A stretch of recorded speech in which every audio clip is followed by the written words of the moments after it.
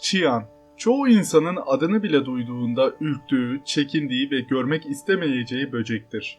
Çiyanların boyu ortalama 5 santimetre olur. Görünüş olarak yassı, solucan gibi ince ve uzun, vücudunda çok sayıda bacağı olan bir böcektir. Zehirli olmasıyla bilinir.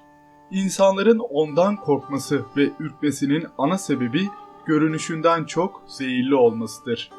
Buzlarla kaplı Antarktika kıtası dışında dünyanın hemen her yerinde yaşar. Sıcak havaları çok sever ve genellikle sıcak iklimlerde ortaya çıkar.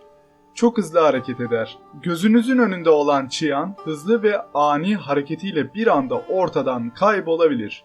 Normal şartlarda çiyanları gün ışığında pek göremeyiz.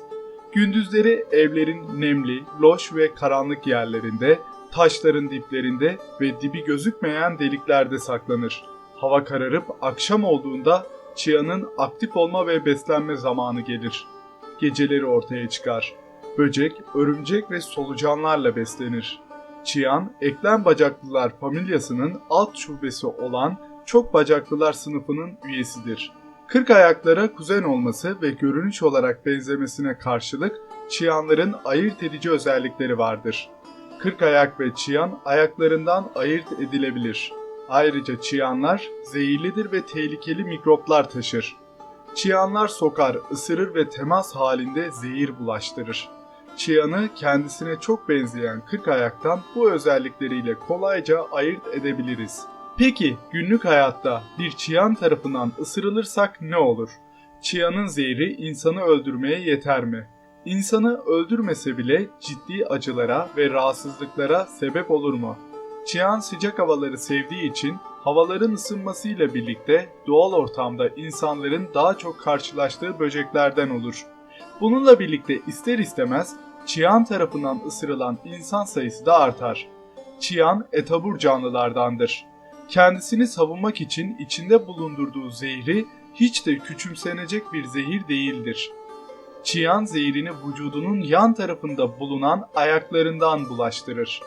Çiyan zehri insanı öldürecek kadar güçlü değildir. Ama insan vücudunda kaldığında ciddi sağlık sorunları doğurabilir. Örneğin insanın felç kalmasına neden olabilir. Bu yüzden çiyan tarafından sokulan insan mümkün olduğunca hızlı bir şekilde sağlık kurumuna gitmeli ve gerekli tedaviyi görmelidir. Özellikle alerjik bünyeye sahip olan insanlar, yaşlılar ve çocuklar çiyan tarafından sokulursa çiyanın zehri bu kitleyi daha fazla etkiler. Dolayısıyla bu insanların daha dikkatli olmasında fayda vardır. Çiyan insanı soktuğu zaman belli başlı belirtiler gözlenir. Sokulan yerde ciddi kaşıntı, ciltte yanma hissi, kızarıklık, şişlik ve morarma meydana gelir. Ayrıca zehirlenmeden kaynaklı ağrı hissedilir. Çiyan tarafından sokulan bir insan eğer kısa süre içerisinde sağlık kuruluşuna gitmezse sokmadan ve zehirlenmeden kaynaklı bazı belirtiler olur. Bu belirtiler arasında şiddetli baş ağrısı, mide bulantısı, kusma, eklem ve kaslarda meydana gelen kasılmalar, düzensiz kalp atışı vardır. Çiyandan korunmanın en iyi yollarından biri, örneğin bahçenizde bu böcekle karşılaştığınızda bahçeyi ilaçlatabilirsiniz. Çiyan sokması her ne kadar kötü bir durum olsa da tedavisi vardır ve ölümcül değildir. Ayrıca çiyan dediğimiz böcek genel olarak insanlardan uzak durur ve kaçar. Biz insanlar çiyanlardan korkar ve ürkeriz. Belki de onlar bizden daha fazla korkuyordur.